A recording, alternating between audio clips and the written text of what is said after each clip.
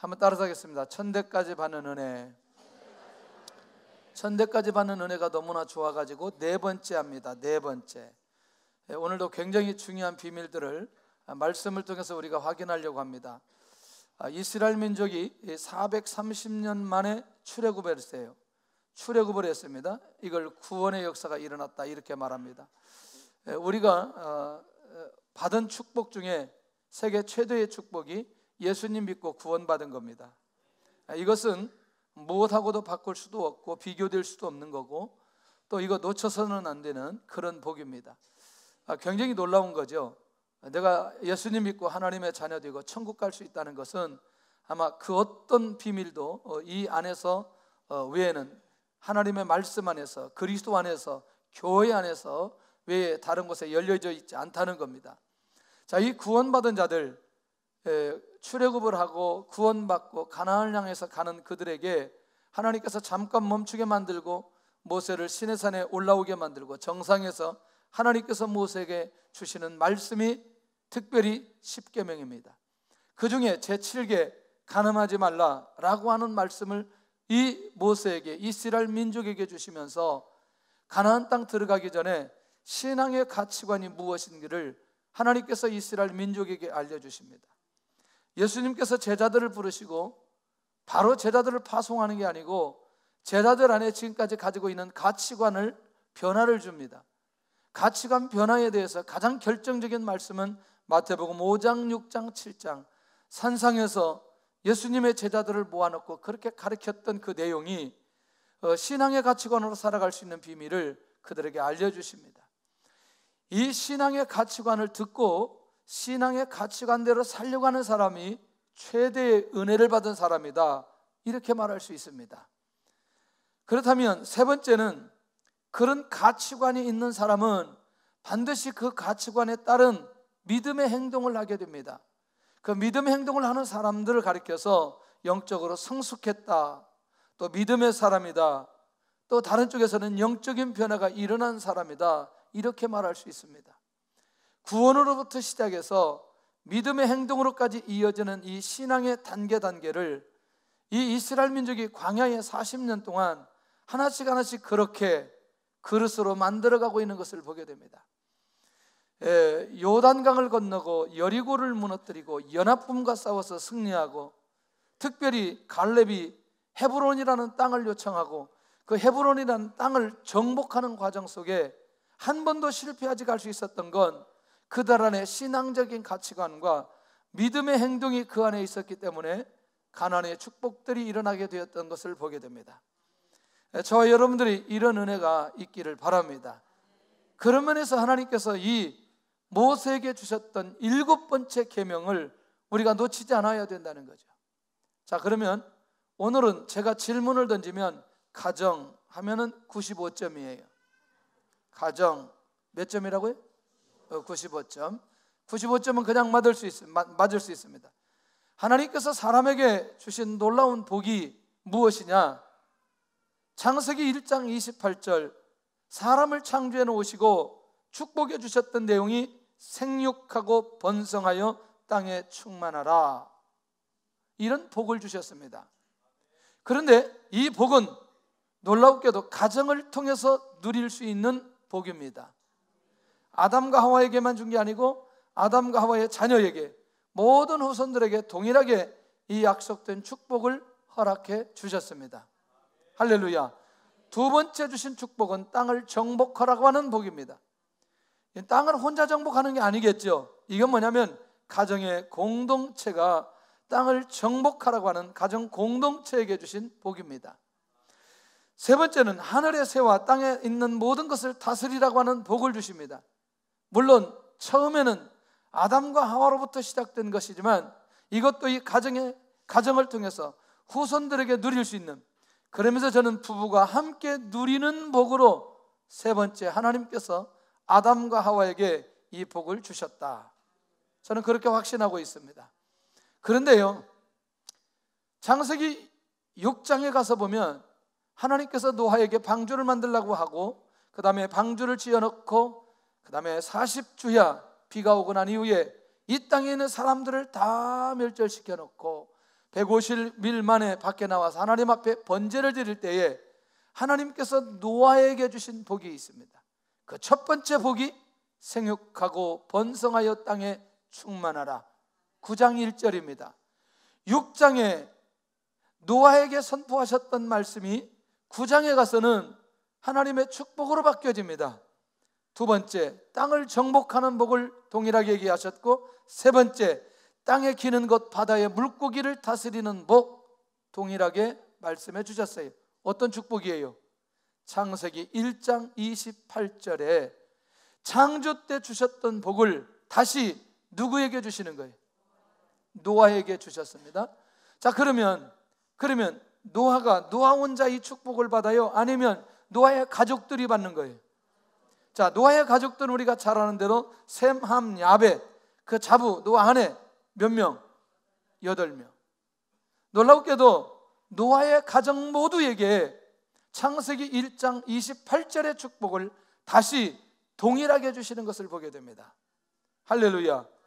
혼자에게 주시지 않고 가정의 모든 자녀들까지 이 하나님의 축복을 주시도록 하나님께서 기가 막힌 복을 내려주십니다. 우리가 잘 아는 대로 아브라함이 하나님 앞에 복을 받은 사람인데, 아브라함이 하나님 앞에 받은 복이 뭐냐면 큰 민족을 이루는 복입니다. 자, 큰 민족을 이루려면 반드시 그 민족은 어디에서부터 출발되어야 되느냐? 가정에서부터 출발되어야 됩니다. 맞나요? 예. 혼자 민족을 이룰 수는 없는 거라는 거죠. 두 번째는 아브라함의 이름을 창대하게 쓰겠다는 복인데, 여러분들 아브라함 때 아브라함의 명예를 회복했나요? 아니면 후대에 가서 아브라함의 명예를 회복시켰나요? 그러니까 결국 뭐냐면 반드시 이것은 아브라함에 누가 있어야 돼요? 후손들이 있어야 해요. 자손들이 있어야 된다는 거죠. 아브라함의 자손들이 있으려면 반드시 아브라함에게는 뭐가 있어야 돼요? 가정이 있어야 돼요. 눈치채야 돼요. 가정. 오늘은 가정 대답해야 돼요. 자, 세 번째, 땅의 모든 족속이 아브라함을 통해서 복을 주시겠다 약속하기 있고요. 아브라함은 복의 근원이 된다고 얘기했어요. 사실은 창세기 12장 3절은 복의 근원이 되는 것은 누구를 통해서 복의 근원 만들어 주시겠다고 하느냐? 바로 앞으로 오실 예수 그리스도를 통해서 복의 근원 만들어 주시겠다고 약속하고 있습니다. 그러니 아브라함의 후손. 자, 마태복음 1장에서 14장 1절에서 14절까지는 계속 아브라함과 다윗으로부터 그 예수 그리스도의 계시라 자손이라 해놓고는 쭉 가는데 핵심이 뭐예요? 거기 이어지는 단어가 있죠. 낳고는 반드시 어디에서? 가정에서. 그러니 그 가정이 온전히 회복되지 않으면 메시아 인약도 이루어질 수 없는데, 놀랍게도 이 후손을 통해서 복의 근원 만드시는 하나님의 축복을 아브라함에게 주십니다. 자, 이제 감을 좀 잡아야 돼요.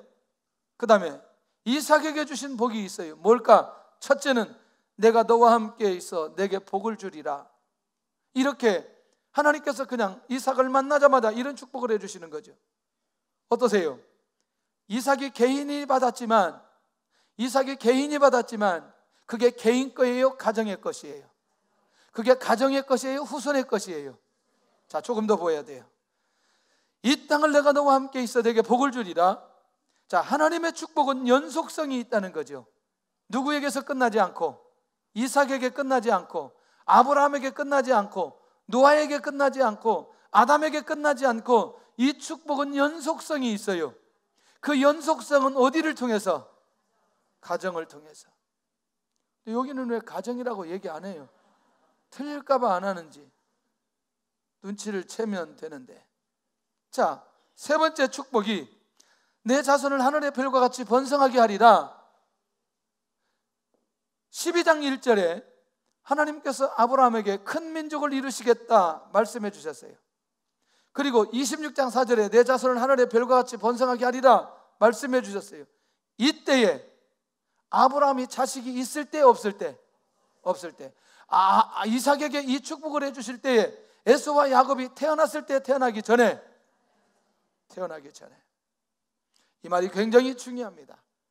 아직 자녀가 없는 이삭의 가정에 내 자손을 하늘의 별과 같이 번성하게 하리라 라고 하는 축복이죠.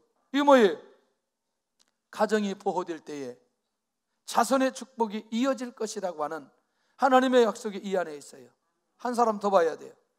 우리가 그 유명한 족장 중에 한 사람이 야곱에 대해서 얘기인데, 창세기 28장은 에서이나 이슬 피해서 도망가는 야곱에게 베델에서 돌베개 베개 자고 이제 잠을 잘 때 이 꿈에 사닥다리가 이렇게 쭉 열려 있는데 천사가 내려와서 이 야곱에게 했던 말입니다. 너 누워있는 땅을 내가 너와 내 자손에게 주리라. 왜 중요하냐 이게? 지금 야곱이 결혼했어요, 안 했어요? 총각이에요. 지금 뭐 하는 사람이에요? 도망가는 사람이에요. 미래가 불투명하고 굉장히 불안한 그 야곱에게 하나님이 나타나셔서 내가 너와 내 자손에게 이 복을 주겠다. 가정이 지켜지지 않으면, 가정이 세워지지 않으면, 가정이 없으면 이룰 수 없는 복을 하나님께서 야곱에게 주십니다. 아까 하나님의 축복은 무엇이다? 연속성이 있다. 그러면 아브라함에게 주셨던 축복이 아브라함도 하나, 이삭도 에서 야곱, 그런데 누구에게 와서? 야곱에게 와서 12 아들을 얻게 되어지는 기가 막힌 비밀이 열려진다는 거죠. 뭐냐? 너와 내 자손으로 말미암아 복을 받으리라. 후손의 축복은 가정이 유지될 때 가능하다는 사실을 계속해서 우리가 성경의 비밀 안에서 발견할 수 있다는 겁니다. 세 번째가 뭐냐? 이 복이 다 이루어지기까지, 내가 너에게, 너를 통해서 이 복이 다 이루어지기까지 너를 떠나지 아니하리라. 내가 반드시 이 복을 너에게 주리라. 너에게 주리라. 그래서 야곱은 끊임없이 여인을 사랑하는 마음을 불일들 일어나게 주셨다는 거예요. 할렐루야. 왜? 뭐 해야 되기 때문에? 아들을 많이 낳아야 되기 때문에. 할렐루야. 이것도 다 의미가 있다는 거죠. 나이를 보는 순간에 그 마음에 격발이 일어나는 거죠. 사랑하고 싶은 마음이 그 안에 일어나게 되는 거죠. 나중에 알고 봤더니 하나님께서 아브라함에게 주셨던 그것들을 이제 야곱을 통해서 성취하기를 원하시는 거예요. 굉장히 중요합니다. 하나님의 약속은 반드시 가정을 통해서 이루어질 것을 우리에게 이미 얘기해 주고 있다는 겁니다. 그러면 정리를 해본다면 가정에 대한 올바른 이해는 뭐냐? 가정은 하나님의 복을 이루는 통로가 된다. 이렇게 이해할 수 있나요? 할렐루야. 할렐루야. 정상적인 가정이 유지될 때에 정말 하나님께서 놀라운 축복의 역사가 일어나게 되고요. 두 번째는 하나님의 비전을 이루는 통로가 어디냐? 가정이라는 거죠. 자녀들이 가정에서 건강하게 잘 성장할 때 나중에서 지나고 나서 보면 하나님께서 우리에게 주셨던, 우리 선조들에게 주셨던 그 기가 막힌 비전들이 이루어져 가게 되는 것을 보게 되더라는 거죠. 할렐루야. 그렇게 하다 보니까 세대가 좀 어려워져서 많이 갈라지는 가정들도 있어요. 그러나 하나님의 은혜 가운데 다시 주의 은혜 가운데 가정이 잘 이루어지기를 바랍니다. 할렐루야. 그리고 잘 가정이 이루어지고 아직 기회가 있다면 일단 자녀를 낳아야 돼. 자녀를 못 낳으면 입양이라도 하고, 베이박스에 아이들 많이 오니까 그냥 입양해요. 그냥. 그리고 이런 축복의 통로가 되도록 만들면 좋겠다. 할렐루야. 그러나 힘이 닿는다면 50대 초반 정도 된다면 낳을 수도 있어요. 괜찮아요. 주께서 은혜 주시면 충분히 낳을 수 있어요. 믿음으로 받아들이시기를 바랍니다.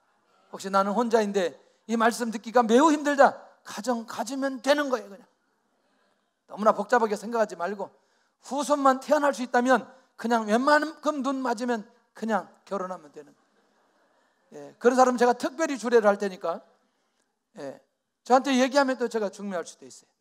얼마 전에 그 카나다에서 연락이 왔어요. 그 너무너무 괜찮은 분인데 한 60이 넘었는데 그 신부감을 찾는다 그랬죠. 우리 교회 많이 있다고 그랬어. 우리 교회 많이 있다. 그러니 나한테 얘기하라. 다른 데 얘기하지 말고 나한테 얘기하라. 근데 이분이 거의 그 사역자급 정도 믿음이 좋다는 거야. 아, 우리 다 감당할 수 있다. 다 감당할 수 있다. 다른데 물어보지 말아라. 우리 항상 기다리고 있다. 우리는 60대부터 10대까지 기다리고 있다. 지금 걱정하지 마라. 제가 사진 2장을 딱 보여줬더니 너무너무 좋아하는 거예요. 이 정도면 괜찮겠다고. 누구냐고 또 물어보지 말고 또. 자, 지금이라도 가정을 이룰 수 있다. 너무나 낙심하지 말고 비전을 가지시기를 바랍니다. 왜냐하면 하나님의 비전을 이룰 수 있는 통로가 가정이기 때문에 그 기회를 놓치지 않아야 된다는 거죠. 아까 2부 때 그런 얘기 했더니 80이 넘은 권사님들이 자꾸 눈에 떠올라. 권사님들은 그냥 그렇게 사시다가 천국 가세요. 그냥 지금 뭐 할아버지 데려달라 그렇게 하지 말고 그냥 천국 가세요. 내 마음이 아파. 그래도 그냥 어쨌거나 그냥 그 주님이 오시라 그럴 테니까 조금 기다리시고. 자, 세 번째는 하나님의 나라가 이루는 통로가 어디냐? 가정이라는 거예요. 가정. 할렐루야. 그러니 그 가정을 우리가 소홀히 해서는 안 된다는 얘기죠. 이렇게 엄청난 비밀이 이 가정을 통해서 주어진다는데 이걸 우리가 놓쳐서는 안 되잖아요. 이스라엘 민족이 출애굽을 하고 가나안 땅에 들어가야 되는데 이 가정들이 건강해야 가나안 땅을 정복하고 하나님의 뜻을 이루는데 이 가정이 잘못되어서는 안 된다는 얘기입니다. 그런데 그 가정을 파괴하고 복을 누리지 못하게 하는 게 뭐냐? 간음이라고 하는 간음죄가 있다는 겁니다. 할렐루야. 어떻게 생각하나요? 그럼 이렇게 봐야 된다는 거죠. 간음이라고 하는 건 사단이 사람의 마음을 격동시켜서 가정을 파괴하려고 하는 누구의 전략이다? 사단의 전략이라는 거죠. 눈이 열려야 된다는 거죠. 결국 간음이라고 하는 건 가정의 모든 관계를 무너지게 하는 것이다. 무너지게 하는 거다. 할렐루야. 눈이 열릴 수 있기를 바랍니다. 요즘에는요, 대충 세월을 어느 정도 살면 누가 애인을 소개시켜준다는 얘기들이 공공연하게 들리게 되어져요. 여러분들, 이 소리가 자기에게 들리는 사람은 회개해야 돼요.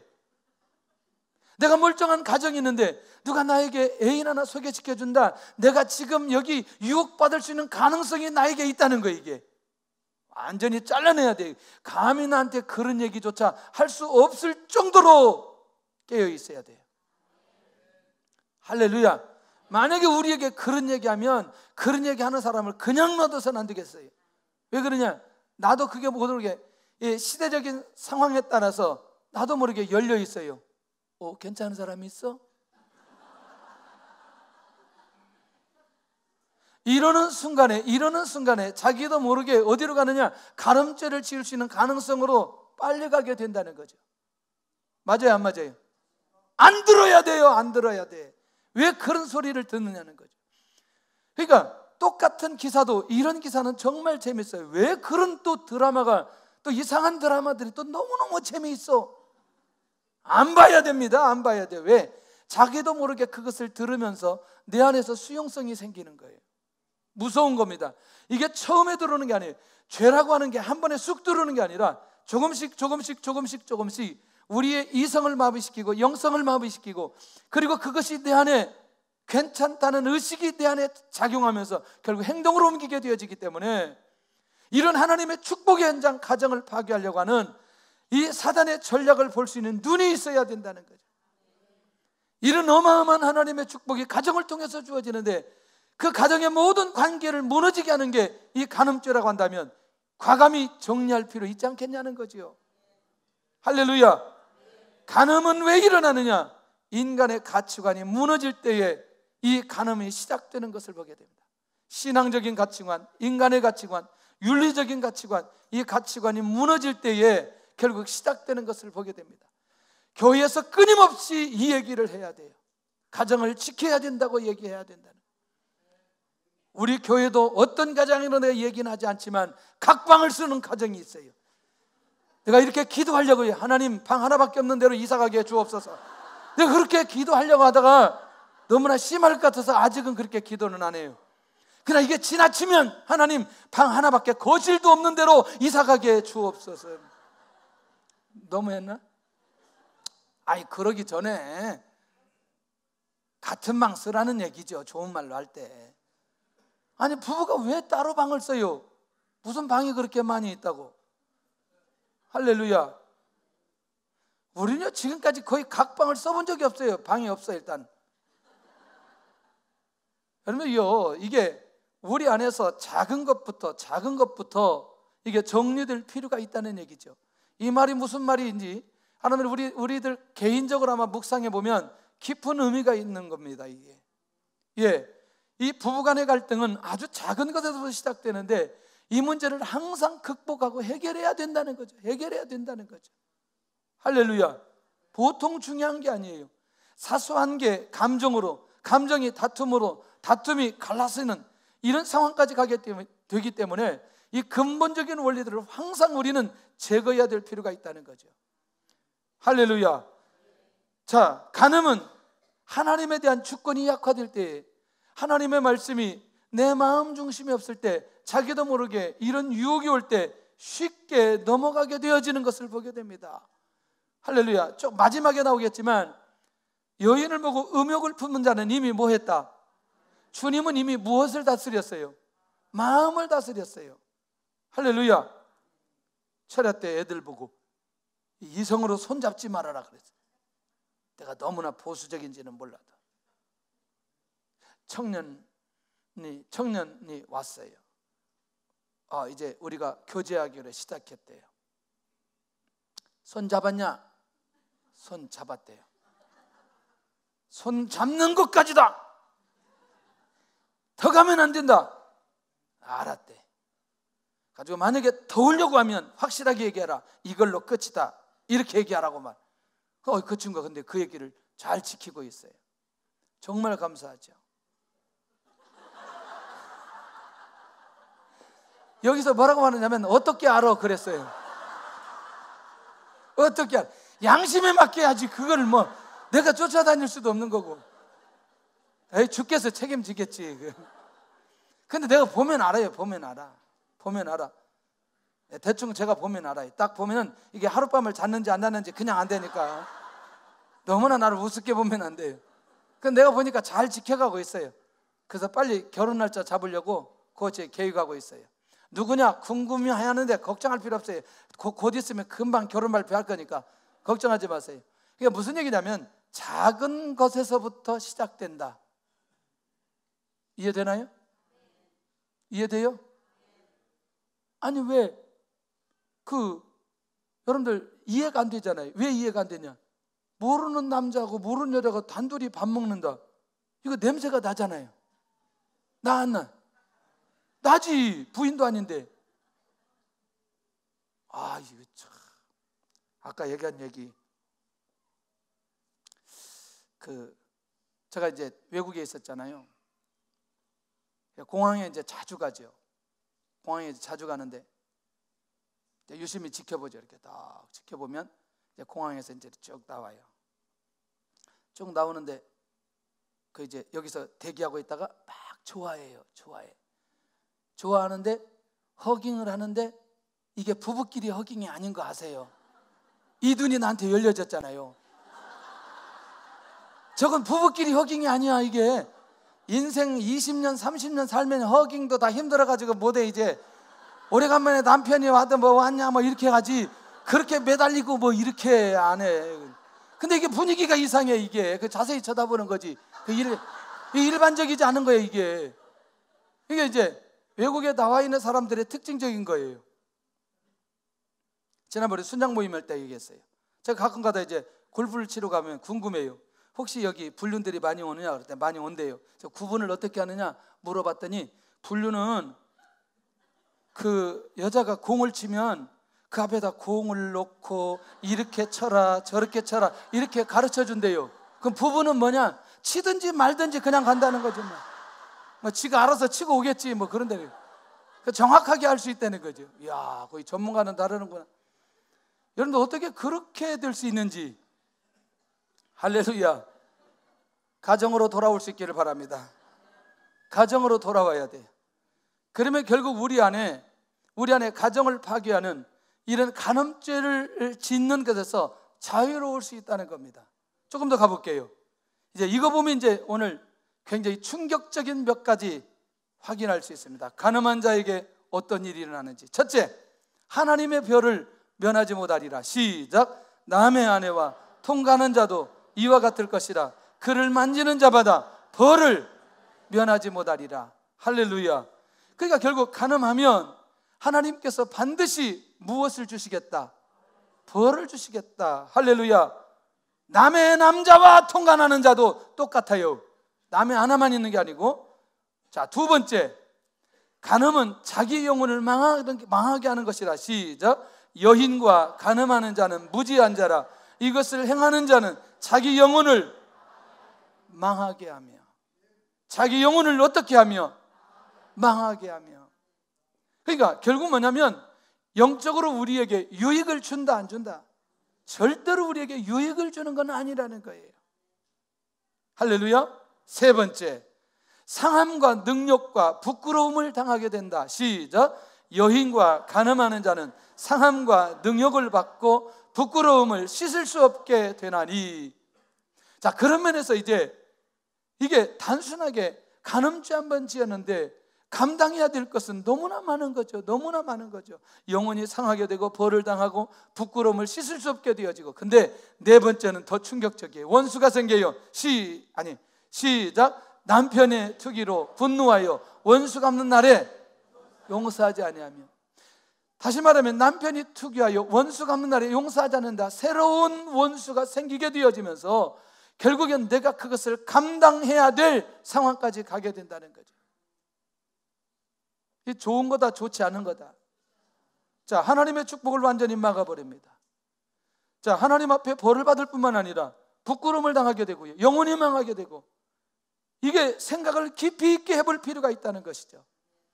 오늘 우리 안에 혹시라도 이런 것들이 우리를 지배하게 될 때에, 우리가 이런 문화 속에 있을 때에 빨리 이런 문화 가운데에서 벗어나야 될 필요가 있어요.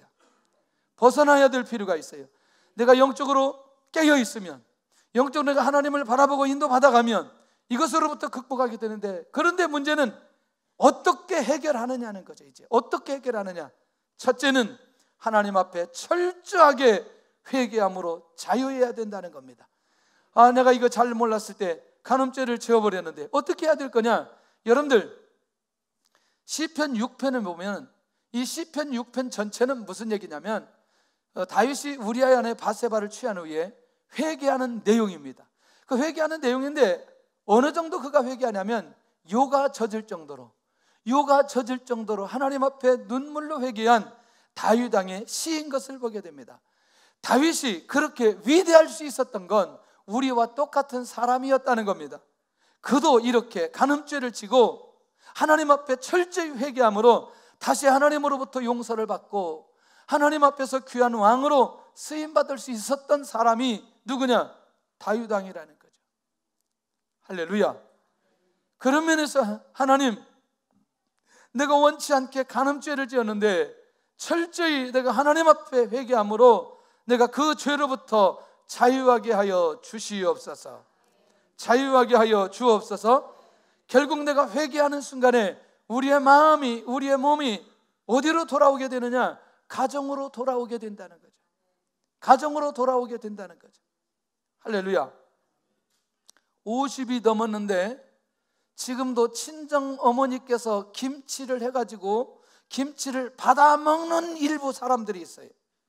50이 넘은 엄마가, 저 80이 된 엄마가 김치를 해줘가지고 지금 받아 먹는 사람이 있어요. 생각해봐야지. 그동안 뭐 했어요? 김치 담는 것도 안 배우고. 아, 우리 교회에 있다는 게 아니라 그런 사람이 멀리 있어요. 일단 자, 남편이 가정으로 돌아오려고 하려면 결혼하는 순간부터 남편의 입맛을 내가 원하는 맛으로 맞춰놓는 거예요.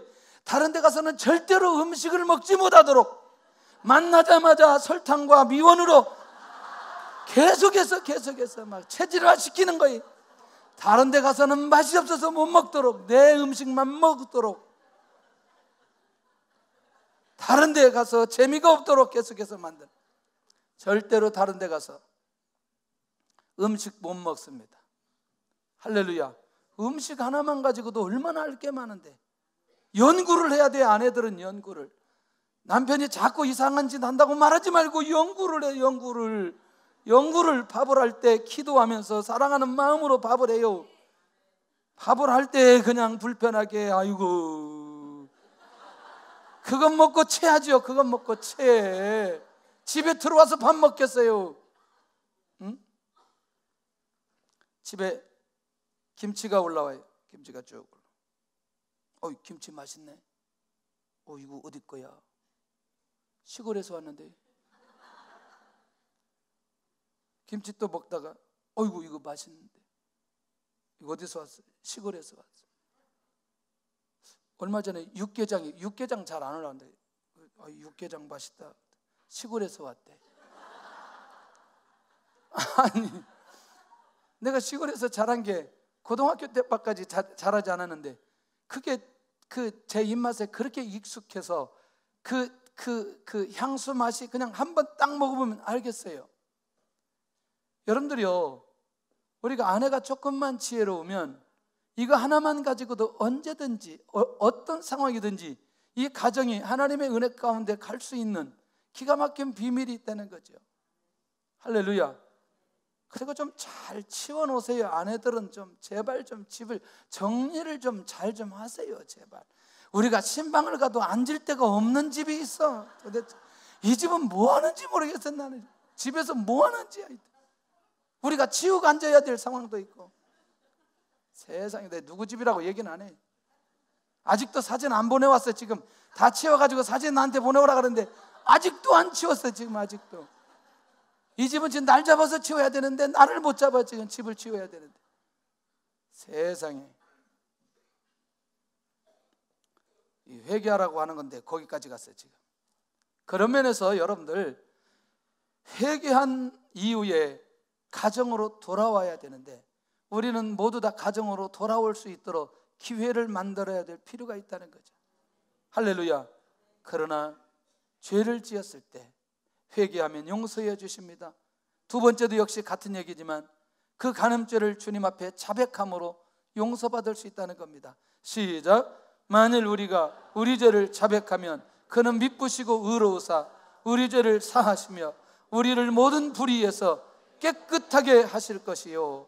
할렐루야. 참고로 음식 만들기가 매우 힘들다. 나는 다 해도 안 되는데, 다 되는데 음식만 안 된다. 저를 일주일만 매일 초청해서 식사 대접 한번 해보세요. 그 음식 잘할 수 있어요. 일단 달게, 일단 미원을 넣고, 미원도 안 되면 다시 달을 넣든지, 그 몇 번만 하면 이게 숙련공이 되는 거죠. 지나간 얘기지만 이 얘기가 하나님의 음성으로 들릴 수 있어요. 어떤 분이요, 우리 교회 처음 왔는데 제가 이렇게 얘기했대요. 저기 여러분들 걱정하지 마세요. 내가 장례식까지 다 치르겠습니다. 이 교회가 너무너무 마음에 들더래. 장례식까지 다 치러준다 그래가지고 마음에 들어가지고 등록했다는 거죠. 이야, 여러분들하고 저는 상관없는 얘기지만 어떤 사람에게는 그게 하나님의 음성으로 들릴 수 있어요. 이 음식이 그냥 하는 얘기 같지만 어떤 사람에게는, 어떤 남편에게는 하나님의 음성으로 들릴 수 있어요. 저거 내가 하고 싶은데 왜 나가서 사 먹자고만 하고, 왜 음식을 차리면 저렇게 맛이 없게 하고.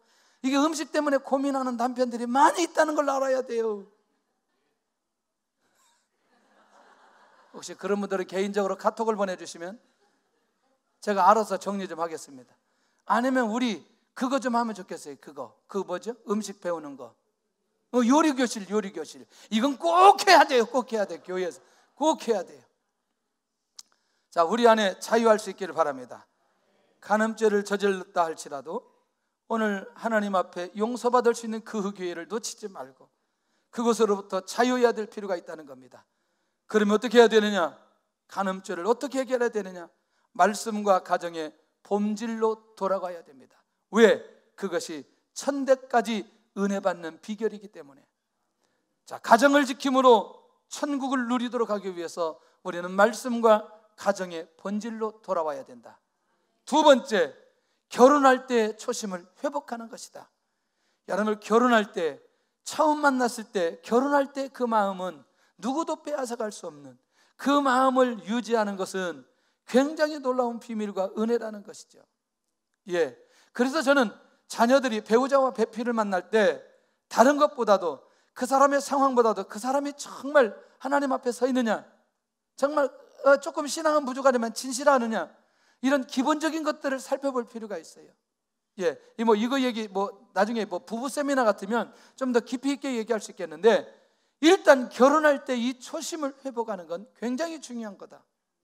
그때 뜨겁게 사랑했잖아요. 그 마음이 회복돼야 될 필요가 있습니다. 세 번째, 가정으로 인한 복이 막히지 않도록 해야 되겠다. 하나님께서 그 축복을 가정을 통해서 주시기로 작정한 것이라면 그것이 막히지 않도록 천대까지 받는 은혜가 흘러와야 되겠다. 네 번째, 사회와 국가를 온전하게 세우도록 해야 된다. 죄송하지만 여러분들, 아빠와 엄마가 가정을 제대로 지킬 때에 자녀들이 그것을 보고 역시 동일하게 가정을 지키는 자녀들이 세워지게 될 것입니다. 할렐루야. 그리고 그것을 바라보면서 하나님의 축복이 이들에게 흘러내리게 될 줄로 믿습니다. 그러니 이게 천대까지 받는 은혜이기 때문에 말씀과 가정의 본질로 돌아와야 된다는 거죠. 돌아와야 된다는 거죠. 다섯 번째는 성령이 거하는 하나님의 전. 우리가 이 하나님의 전인데 이 하나님의 전이 죄를 짓지 않도록 깨어 있어야 되겠다. 아멘. 저는 이거에 대한 자료들이 굉장히 많이 있습니다. 그러나 제가 잘 오픈을 안 해요. 왜냐하면 상담하거나 제가 개인적으로 알았던 부분들이. 그런데 이게 확실하게 회개를 하지 않으면 이 죄는 반복적으로 짓는 죄이기 때문에 끊어내기가 어렵습니다. 그런데 하나님 앞에 회개를 하고 완전히 결단하면 쉽게 끊어낼 수 있어요. 왜? 누구의 공격이기 때문에, 사단의 공격이기 때문에 빨리 그것으로부터 벗어날 수 있다는 거죠. 그렇기 때문에 그것은 내가 하나님의 성전이라는 사실을 기억하고 이 하나님의 성전이 죄를 짓지 않도록 깨어 있으면 있을수록 이것으로부터 자유할 수 있다는 거죠. 아멘. 아멘. 여러분들 어때요? 진짜 그 사람을 세우고 정말 그 사람을 사랑한다면 그 사람을 지켜줄 수 있는 것도 진짜 사랑하는 것 아니겠나? 할렐루야. 거기에서 간음죄를 들어가는 순간부터 이 가졌던 순수한 이런 마음들이 다 깨어지게 된다는 사실도 기억할 필요가 있다는 것이죠. 그런 면에서 우리 모든 교회가, 우리 모든 성도들이 천대까지 받는 은혜에서 제외되는 사람들이 하나도 없어야 된다는 것입니다. 할렐루야. 그렇다면 주님께서 말씀하신 간음은 뭐냐? 시작. 여자를 보고 음욕을 품는 자마다 이미 간음하였느니라. 이렇게 선언하신다는 거예요. 그렇기 때문에 간음이라고 하는 행위보다 간음에 대한 마음까지도 다스리시는 주님을 만나야 된다는 거죠. 할렐루야. 마음도 빼앗겨서는 안 된다. 할렐루야. 오늘 빼앗겼던 마음들 다시 잡아서 부인과 남편에게로. 들킬까봐 아멘도 안 하는데 모두 다 같이 그냥 빼앗겼던 마음을 남편과 부인에게로. 그렇지, 같이 해야 모르는 거 이게. 주께서 큰 은혜 내려주실 줄로 믿습니다. 나는 가정을 지키기를 원하는가? 나는 민족을 세우기를 원하는가? 나는 나와 자녀가 복을 받기를 원하는가? 나는 하나님의 나라를 이루기 원하는가? 간음죄에서부터 자유할 수 있기를 바라고 정말 가정을 지키는 그리스도인들이 되기를 예수님의 이름으로 축원합니다.